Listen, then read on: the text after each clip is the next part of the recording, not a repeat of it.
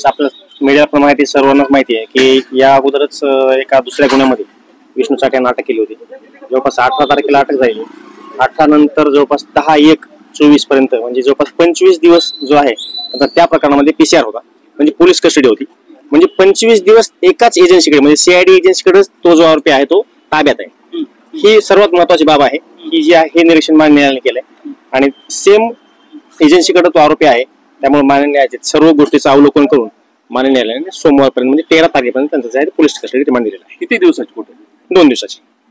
पण सर हे करत असताना काही गोष्टी कोर्टाने विचारल्या सुद्धा की जसं मोबाईल सारखा गोष्ट रिकव्हर का झाली नाही. 24 दिवस मान्य न्यायालयाने मोबाईलचा मुद्दा जो सांगितला होता, कारण आमच्या सबमिशन मध्ये असं होतं की हाच मुद्दा त्यांनी या अगोदरच्या 638 या गुन्ह्यामध्येही जो आहे हा मुद्दा नमूद केला होता. तोच परत मुद्दा जो आहे तो या प्रकरणात त्यांनी नमूद करून PCR मागितला होता. ते जी दोन्ही कारण आहेत ते एकच आहेत असं आमचं सबमिशन होतं कोर्टाने. त्यामुळे कोर्टाने मोबाईलबद्दल विचारणा केली होती. थँक्यू.